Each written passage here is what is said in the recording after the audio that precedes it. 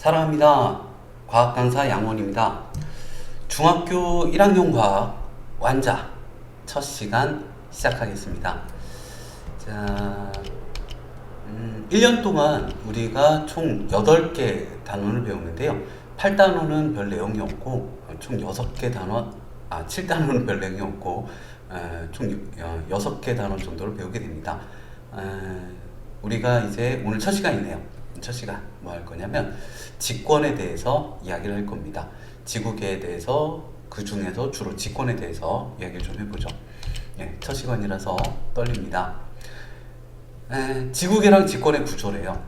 지구계, 지구 시스템, 그러니까 어떤 지구 체계, 이걸 지구계라고 합니다. 그 중에 직권인데요. 요 지구계가 시스템, 이게 커다란 하나의 체계예요. 서로 영향을 주고받는 구성 요소들이 모인 하나의 거대한 체계, 이걸 시스템계라고 합니다. 생태계, 소화계, 태양계 뭐 이런 것도 있고 지구계도 있지요. 이 지구계가 직권, 수권, 기권, 생물권 그리고 외권으로 이루어져 있습니다. 직권은 땅이고요. 땅, 수권은 물, 바다, 강, 기나 지하수, 기권은 하늘이겠죠. 생물권은 이제 생물들, 외권은 기권 바깥, 대기권 바깥의 우주 공간을 외권이라고 합니다. 태양, 달, 행성, 천체는 하늘에 있는 모든 물질 천체라고 해요. 우주에 있는 모든 물체 모두 포함한 게 외권이에요. 바로 문제풀이네요. 바로 시작해보죠. 자, 1번입니다. 지구계 옳지 않은 것. 여러가지 구성 요소로 이루어져 있죠. 지구계는 과학에서 다루는 여러가지 체계들 중 하나입니다. 서로 영향을 주고받는 구성 요소들의 집합이고요. 하나의 구성 요소가 변해도 하나가 변하면 전체도 변하겠죠. 태양, 달 등 지구 바깥의 천체도 지구계 외권에 포함이 됩니다. 네, 1번에 옳지 않은 거 4번이었고요. 2번 갑니다. 지구계의 구성 요소 5가지들이에요. 기권, 수권, 직권, 생물권, 그리고 외권까지입니다. 그리고 3번입니다. 지구계를 구성하는 요소와 설명을 선으로 연결하라 라고 나왔군요. 직권이요. 어떻게 연결할까요? 땅, 암석 등으로 된 지구 표면과 지구 내부까지. 수권은 지구에 존재하는 물, 그리고 기권, 지구를 둘러싸고 있는 대기. 생물권은 지구에 살고 있는 모든 생물이고요. 외권은 지구 바깥의 우주 공간이라고 하면 되겠습니다. 다음 페이지 보죠. 지구 내부 조사 방법이네요. 지구 내부를 이제 직권이요. 우리 직권할 거거든요. 어떻게 조사할 거냐? 직접적인 방법하고 간접적인 방법이 있대요. 직접적인 방법은 시추, 땅을 파는 겁니다. 두두두두두. 근데 이게 땅 깊이 파봤자 한 10몇 킬로미터 정도예요. 지구 반지름이 한 6,400km 되거든요. 대단히 이제 정확한 방식이긴 한데 지구 전체를 보기에는 참 미비합니다. 그리고 화산 분출물 조사. 요거는 이제 좀 더 깊이, 시추보다는 좀 더 깊이까지 알 수가 있죠. 화산 폭발 때 나온 지구 내부 물질을 조사를 하는 건데, 얘네들 둘 다 한계가 뭐냐면 좀 한계가 있어요. 지구 내부 전체를 알아낼 수는 없습니다. 그 화산 분출물 같은 경우는 내가 원하는 곳에서 화산이 분출되는 게 아니라 정해져 있고 내가 원하는 시기에 이렇게 분출되는 것도 아니고 자기 마음대로죠. 그래서 직접적인 방법은 좀 지구 전체를 알기에는 힘이 듭니다. 그래서 이제 가장 효과적인 방법은 뭐냐면 간접적인 방법인데요. 지진파 분석이라든지 운석 연구. 지구 내부 물질과 비슷한 물질로 이루어진 운석을 연구하는 것, 이것도 방법일 수는 있겠으나 운석이 시도 때도 없이 오지는 않습니다. 가장 효과적인 방법은 지진파 분석 방법이에요. 그러니까 지진이 발생했을 때 웨이브, 흔들림이 오거든요. 그 흔들림을 지진파라고 합니다. 근데 이 지진파가 지구 내부를 통과해서 왔겠죠. 그 지진파를 분석하는 거예요. 그러니까 수박이 잘 익었나 안 익었나 통통통통 수박을 통과해서 나온 소리를 듣는 것처럼 그나마 가장 효과적인 방법이 지구 내부를 확인하는데 가장 효과적인 방법이 지진파 분석 방법입니다.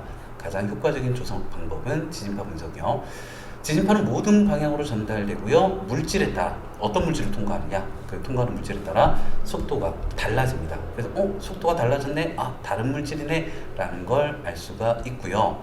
그렇게 조사한 결과 제가 되게 오랜만에 보긴 하는데 이거 되게 뜬금없는데요. 예, 그렇게 조사한 결과 지갑, 멘틀, 외핵, 내핵으로 이루어져 있다라는 사실을 알게 되었는데요. 잠시만요. 이게 이거 너무한 거 아니에요? 이게, 많이 바뀌었나 봐요. 그래도 이게 당황하는 모습 죄송합니다. 예, 제가 좀 딴 얘기를 좀 해볼게요. 어디 보자. 일단 당황했어요. 너무 간단하게 나와가지고 그래도 뭐 하는 게 좋을 것 같습니다. 지진파에 대해서 좀 말씀을 드릴게요.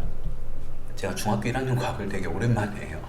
예, 죄송해요. 이렇게 지진이 발생을 했을 때 흔들림이 오거든요. 그러면 어떤 지진파가 있냐면 P파하고 S파가 있어요. P파하고 S파. P파는 종파입니다. S파는 횡파이고요. 종파는 뭐냐면 용수철이 있는데 이 용수철을 툭 때린 거예요. 그러면 이게 이렇게 진동을 합니다.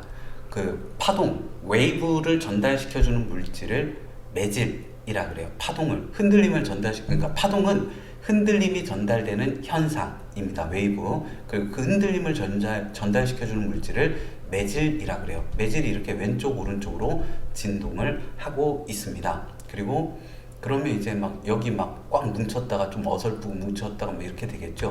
그리고 이렇게 흔들림이 이렇게 진동이 전달이 될 거예요. 그러니까 파동의 진행 방향이 이렇게 돼요. 그러니까 매질의 진동 방향과 파동의 진행 방향이 나란한 파동을 P파라고 합니다. 이 횡파는 이렇게 줄이 하나 있었는데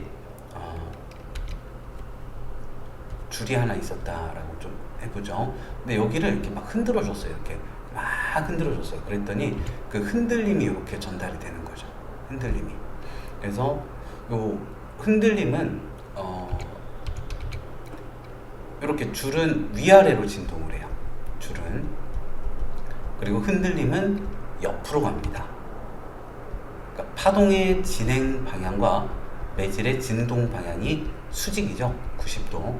그래서 매질의 진동 방향과 파동의 진행 방향이 뽀기 표시 아니에요. 앞장 먹어, 두 개 먹어 이런 거 아니에요. 수직 90도입니다.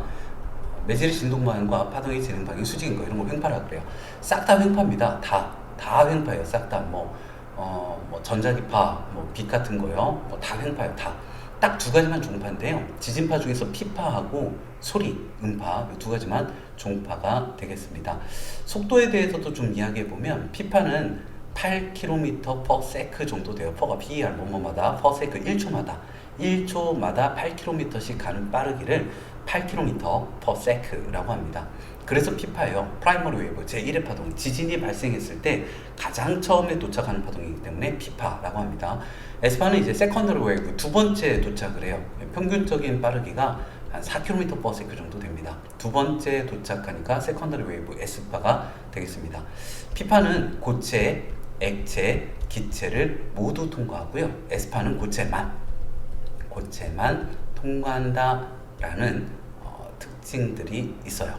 자, 이런 지진파가 발생을 하고요. 이 지진파에 대해서 좀 더 이야기를 해보도록 하죠. 여기 이제 지진파의 속도, 그 지진이 발생했을 때 그 흔들림이 전달되는 속도라고 해보죠. 요거는 지구 내부 깊이요. 지구 반지름이 한 6,400km 정도 돼요. 6,000. 여기가 딱 지구 중심점입니다. 지구 중심점이고, 어떻게 할까? 요렇게 할까요? 좀 이상한 것 같은데.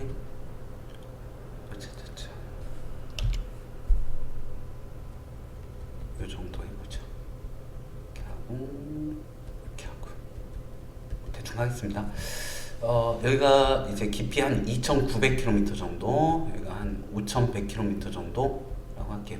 여기가 한 너무 두껍게 하긴 했는데 한 5km에서 35km 정도라고 해보도록 하겠습니다. 자, 이때 어떤 지진파는 이렇게 가더군요.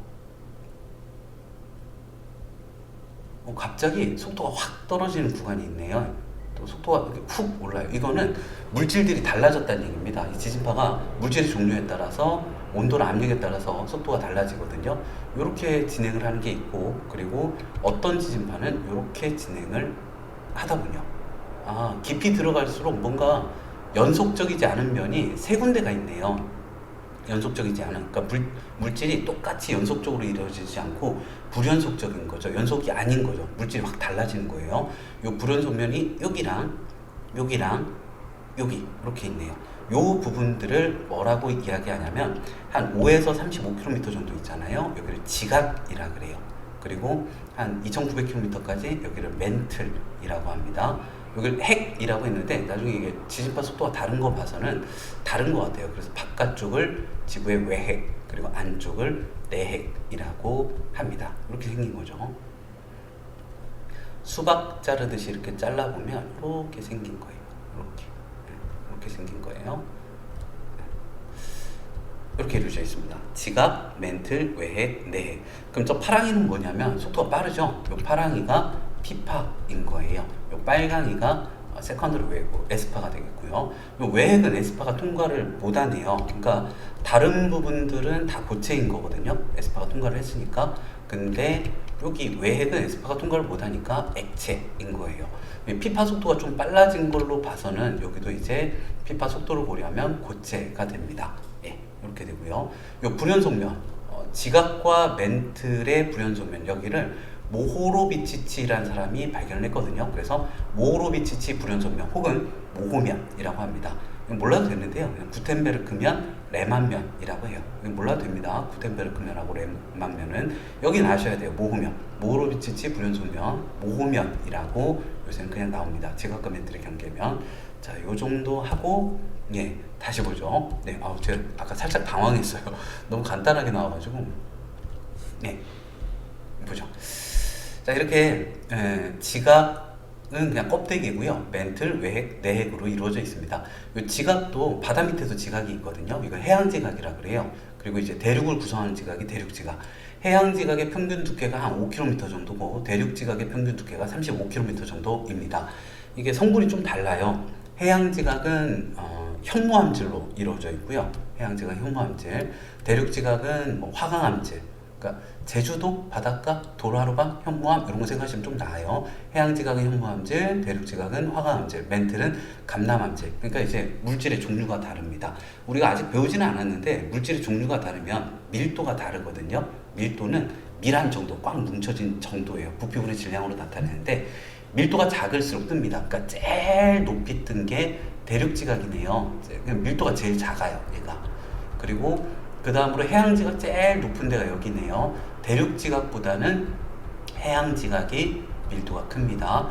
모호로비치치 불연속면, 멘틀 제일 높은 데가 여기네요. 그러니까 멘틀이 밀도가 제일 커요. 이 세 개 중에서는 위로 올라갈수록 밀도가 작습니다. 멘틀이 밀도가 제일 크고, 그 다음 해양지각, 그 다음 대륙지각 이렇게 이루어져 있죠. 해양지각 평균 두께 5km, 대륙지각 평균 두께 35km 정도라고 했고요. 멘틀, 이 멘틀이 한 지구 반절 정도를 차지하잖아요. 근데 바깥쪽을 감싸고 있기 때문에 부피가 한 80% 정도를 차지해요. 그리고 고체거든요. 고체인데도 방사성 원소라는 게 있어요. 뭔지 모르겠는데 이렇게 붕괴하면서 열이 발생하거든요. 지구 내부에서 온도 차이가 있고 뜨거운 게 위로, 식은 게 밑으로 가면서 빙글빙글 도는 대류 현상이라는 걸 하게 됩니다. 고체인데도 그래요. 신기하죠? 외핵만 액체인 것 같고 외핵이나 내핵은 철이나 니켈 같은 무거운 물질, 밀도가 큰 물질로 이루어져 있다라고 보고 있습니다. 그리고 이렇게 보면 물 위에 나무 토막을 놨거든요. 나무 토막, 얇은 건 이렇게 떠요. 두꺼운 걸 이렇게 뜨죠. 그러니까 위로 조금 올라온 건 밑으로도 조금 가라앉아 있어요. 위로 많이 뜬 건 밑으로도 많이 떠 있고요. 그러니까 이렇게 반띵해 보면 위로 제일 높이 뜬 게 모호면도 제일 깊습니다. 그러니까 위에랑 밑에랑 이렇게 대칭 형태이다라는 것도 좀 기억을 해주세요. 그리고 넘어가죠. 문제 좀 풀어보겠습니다. 지구 내부 조사를 하고 싶다라고 돼 있네요. 자, 지구 내부 조사하고 싶은데요. OX 퀴즈입니다. 시추로 지구 내부 물질을 직접 얻을 수 있고요. 화산 폭발 시 분출된 물질을 조사하는 것은 이건 직접적인 방법입니다. 시추하고 화산 폭발은 직접적인 방법이 되겠습니다. 지진파 분석으로는 지구 내부 전체를 알아낼 수 있습니다. 시추나 화산 분출물 조사법으로 전체적인 방법을 알아낼 수 없는 거고요. 운석을 이용해서 지구 내부 물질을 알아낼 수 있죠. 지구랑 비슷하다면 가능합니다. 지구 내부를 조사하는 가장 효과적인 방법은 직접 땅을 파고 들어가는 건 아니고요. 외우세요. 지진파 분석이 가장 효과적인 방법입니다. 1번 보겠습니다. 자, 여기가 어딜까요? D가 지각이고요. C가 멘틀이고요. B가 외핵, A가 내핵입니다. 가장 큰 부피를 차지한다. 80% 멘틀 C이고요. 암석으로 된 지구의 겉부분이다. D 지각입니다. 철과 니켈 같은 물질로 이루어져 있고 핵이네요. 액체 상태이다. 외핵이네요. 가장 무거운 고체 물질로 이루어져 있다. 내핵 A 넘어가죠. 2번입니다. 자, 오른쪽 그림은 지각의 구조를 나타냈다는군요. 대륙 지각 평균 두께 35km, 해양 지각보다 평균 두께 5km 더 두껍습니다.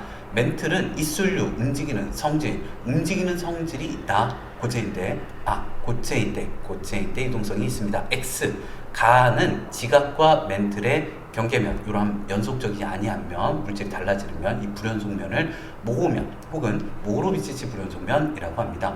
가의 깊이는 육지보다 바다에서 더 깊게 나타나지는 않습니다. 이번에 OX였고요. 네. 그리고 실력 탄탄 핵심 문제 보겠습니다. 자, 개에 대해서 옳은 거 찾아보죠. 개는 하나의 체계니까 여럿의 구성 요소로 이루어져 있습니다. 이 시스템 체계는 영향을 주고받는 구성 요소들의 집합이고요. 과학에서 다루는 개가 생태계, 소화계 등 여러 가지가 있습니다. 1번에 5번, 2번 가죠. 지구 시스템, 지구계에 대한 설명 옳지 않은 것 보겠습니다. 지구계도 과학에서 다루는 여러 가지 시스템, 체계들 중에 하나입니다. 외권은 다른 요소들에 영향을 미칩니다. 모든 그 시스템에 포함된 것들은 뭐 태양빛이 지구에 오잖아요. 뭐 운석도 떨어지고요. 뭐 여러 가지 이제 뭐 그렇죠. 그러니까 영향을 끼쳐요. 네, 영향을 끼칩니다. 2번이 2번. 서로 영향을 주고받고 있고요. 자, 지구 시스템, 지구계를 구성하는 요소에 대한 설명 옳지 않은 것 찾아보도록 하겠습니다. 기권은 지구를 둘러싸고 있는 대기 맞아요. 외권은 기권 바깥에 있는 우주 공간 맞습니다. 수권은 지구에 존재하는 액체 상태의 물 맞는 것 같은데요. 저기 빙하도 수권이거든요. 빙하도 꼭 액체만 수권은 아닙니다. 빙하도 수권이에요. 물론 수권의 거의 대부분은 바닷물이죠. 근데 빙하도 역시 수권입니다. 옳지 않은 거 3번에 3번. 4번 가지요. 다음과 같은 특징이 있는 지구계의 구성 요소는 여러 가지 기체로 이루어져 있다. 기권이죠. 네. 기상현상 나타나고요. 생물의 호흡과 광합성을 하는 데 중요한 역할을 하고요. 호흡할 땐 산소가, 광합성할 땐 이산화탄소가 필요합니다. 4번에 3번. 5번입니다. 지구계 구성 요소를 쓰라고 나왔네요. 바다강, 호수 등 여러 곳에 분포하지만 해수가 대부분을 차지한다. 생물의 몸을 이루기도 하고 생물이 살아가는데 중요한 역할을 한다. 대기와의 상호작용으로 비를 내리기도 한다. 수권이네요. 수권. 6번입니다. 그림은 지구계를 이루는 여러 가지 물질들을 나타낸 것입니다. 옳은 거. 이게 그림이 뭔지는 잘 모르겠는데 아마도 바다에 있는 빙하가 아닐까. 그럼 수권 써보고 꽂히니까 생물권. 빙하인 것 같아요. 다가 그 직권, 지구 내부까지 포함해서요. 지표면, 직권, 땅, 수권이 속한 영역은 지구 표면과 내부를 수권은 저기 내부에는 없어요.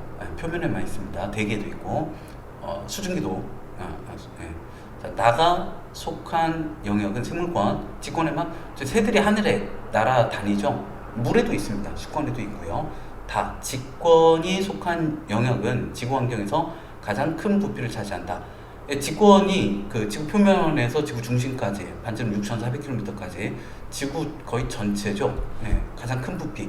대기권은 그 지구 반지름이 6,400km인데 기권은 한 1,000km 정도 높이가 돼요. 직권이 가장 큰 부피입니다. 외권을 포함한다면 이야기는 좀 달라지지만 다른 것도 좀 볼까요? 가다는 수권과 직권은 같은 영역 아니고요. 가나다가 속한 영역들은 서로 독립적으로 직권의 생물권 있고요. 직권의 수권도 있고요. 독립은 홀로도 설립, 혼자 서 있다, 서로 떨어져 있다. 뭐 이런 의미죠. 예, 연관되어 있습니다. 옳은 거 3번이 가장 적절할 것 같습니다. 7번 보겠습니다. 지구 내부 조사 방법에 대한 이야기입니다. 지구 내부 조사 방법. 가장 효과적인 방법은 지진파 분석이고요. 운석 연구는 직접적인 방법에 해당한다. 운석 연구도 간접적인, 그러니까 다시 한번 해보죠. 직접적인 건 시추하고 뭐 있었죠? 시추하고 화산 분출물 조사법. 그리고 간접적인 게 운석 연구랑 지진파 분석. 지진파 분석으로 지구 전체 내부를 알 수는 있어요. 알 수 있죠. 가장 효과적입니다. 화산 분출물을 채취하여 지구 내부 물질을 직접 얻을 수도 있고요. 예, 옳은 거는 4번이 적절하겠습니다. 8번입니다. 보기는요, 지구 내부를 조사하는 방법을 나타낸 것입니다. 직접적인 방법은 시추랑 화산 분출물 조사, 그리고 간접적인 방법이 운석 연구와 지진파 분석이었습니다. 그러면 네, 3번이었고요. 그리고 9번입니다. 자, 지구 내부 구조를 알아보기 위한 방법 중에서 현실적으로 가장 효과적인 방법은 지진파 분석이요. 네, 지진파 분석 4번 넘어가죠. 10번입니다. 자, 초음파도 파동이에요. 소리. 초음파를 이용해서 그 뱃속의 태아의 모습을 살펴보는 거고요. 엑스레이는 이제 빛 종류예요. 우리 눈에 보이진 않지만 빛입니다. 우리 눈에는 안 보여요. 우리 눈에 보이는 빛은 가시광선, 엑스레이라는 빛도 있어요. 이런 거 다 합쳐서 전자기파라고 합니다. 엑스레이로 가방 내부를 조사하고 있습니다. 이와 같은 원리. 지진파 분석이죠. 화산 분출물 시 나오는 물질을 답이 두 개래요. 요건 직접적인 방법이고요. 시추네요. 직접적인 방법이고요. 운석은 간접이죠. 근데 지진파 분석이 나와야 될 것 같은데, 지표의 구멍을 뚫고 들어가 지구 내부, 이거 시추, 직접적인 방법이고요. 지구 내부를 통과해서 지표에 도달한 지진파, 이거 간접적인 방법이고요. 그러니까 전 지진파만 두 개 나와야 되는데 값이 이게 답이 두 개래요. 그러면 아마도 간접적인 방법 두 가지를 써라 아닐까 싶어요. 그러면 3번과 5번, 10번에 3번과 5번, 11번입니다. A, B, C, D, 지각, 멘틀, 외핵, 내핵입니다. 그러면은 4번, 11번에 4번이고요.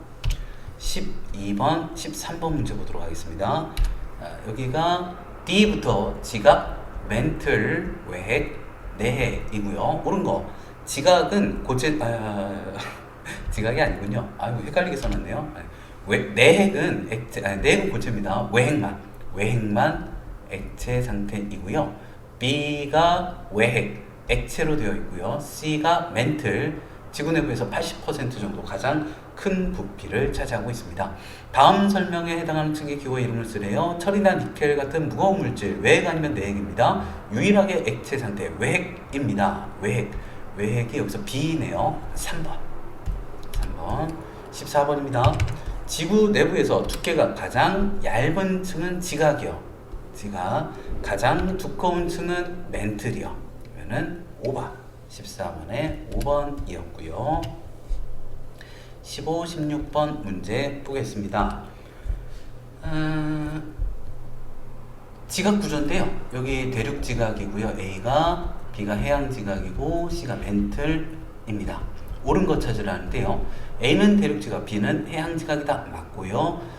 B, 해양 지각은 현무암질, 대륙 지각이 화강암질입니다. 많이 하다 보면 외워질 거예요. 멘틀은 감람암질.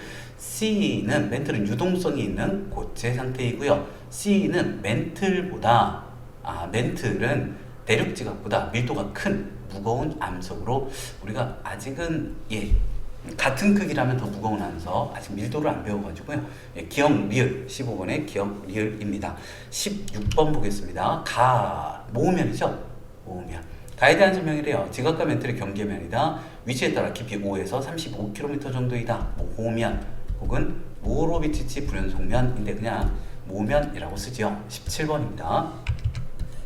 지각의 단면을 나타낸 것입니다. 가장 깊은 곳 모호면이, 그럼 여기 밑에가 이렇게 돼 있을 거거든요.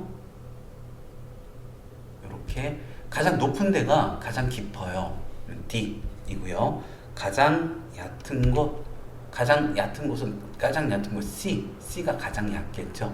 예, 17번에 4번입니다. 그리고 18번 보죠. 지구계를 이루는 구성요소 5가지를 쓰래요. 기권, 수권, 직권, 생물권, 외권 쓰시면 되겠고요. 지구계의 정의를 쓰래요. 이거는 뭐라고 써야 될까요? 지구계의 정의? 지구 환경을 구성하는 체계들의 집합? 죄송해요. 이게 뭐라고 해야 될지 모르겠네. 앞에 다시 가볼까요? 지구계를 뭐라고 했을까? 지구를 이루며 서로 영향을 주고받는 구성 요소들의 집합이네요. 지구를 이루며 서로 영향을 주고받는 요소들의 집합입니다. 자, 19번입니다. 직권의 정의와 특징을 다음 단어를 모두 이용해서 수술하래요. 이건 뭐라고 해야 될까? 지표, 암석, 고체, 서식처? 지표를 포함하여 이것도 잘 모르겠어요. 뭐라고 써야 되지? 암석이나 지표를 포함하여 암석이나 지표를 포함하여 지구 내부까지의 그러면 안 되겠죠? 잠깐만요. 암석 등의 고체와 지표를 포함하여 지구 내부까지의 공간이다. 그리고 생명체들의 서식처가 되어준다. 이렇게 쓰면 될 것 같습니다. 암석 등의 고체와 지표를 포함하여 지구 내부까지의 공간이다. 아니면 영역이다. 지구 내부까지의 영역이다. 지표에서부터 지구 내부까지 생명체들의 서식처가 되어준다. 이렇게 쓰는 게 좋을 것 같고요. 20번입니다. 오른쪽 그림은 지구 내부를 조사하는 방법 중 하나인데 땅 파고 있는 것 같아요. 이런 원리로 지구 내부를 조사하는 방법, 직접적인 방법이니까 화산 분출물 조사법이라고 하시면 되겠습니다. 그리고 한계요. 한계는 지구 전체를 알 수는 없다. 지구 전체를 조사할 수는 없다. 이게 이제 한계겠죠. 지구 내부를 조사하는 방법 중에서 가장 효과적인 것은 지진파 분석법입니다. 지진파 분석법이 왜 가장 효과적이냐면 지진파는 통과하는 물질이 달라지면, 그냥 매질이라고 하면 편할 텐데, 통과하는 물질이 달라지면 속도도 달라지기 때문이다 라고 하면 적절할 것 같습니다. 속도가 달라지면 물질이 다르다 라는 얘기니까요. 그럼 어떤 물질로 이루어져 있다? 또 유추가 가능하죠. 지진파는 통과하는 물질이 달라지면 속도도 달라지기 때문이다. 아유, 글씨 너무 못 쓰네요. 죄송합니다. 그리고 22번. 그림은 지구 내부 구조입니다. 지각 멘틀 내핵이고요. 가장 무거운 고체 물질은 내핵입니다. 여기 기호랑 이름을 쓰라고 했으면 기호랑 이름을 다 쓰셔야 돼요. D, 내핵. ABCD층을 이루는 물질의 상태, 고체 상태, 액체 상태, 기체 상태요. 지각, 멘틀, 내핵은 고체 상태이고요. 외핵만 액체 상태이다 라고 쓰시면 되겠습니다. 지각, 멘틀, 내핵은 고체 상태이며 외핵만 액체 상태이다. 23번입니다. A, B, C 이름을 쓰래요. A, 대륙지각, B, 해양지각, C, 멘틀, E입니다. 멘틀. 자, A와 B의 구성 물질 및 두께를 비교하래요. A, 대륙지각은 화강암질로 이루어져 있고요. B, 해양지각은 제주도 도라르방 현무암질로 이루어져 있는데, 비교하라는 건 이렇게 등호, 부등호, 그러니까 두께 물어봤죠. 대륙지각이 평균 35km, 그리고 해양 지각은 평균 5km입니다. 두께를 비교하고 있으니까요.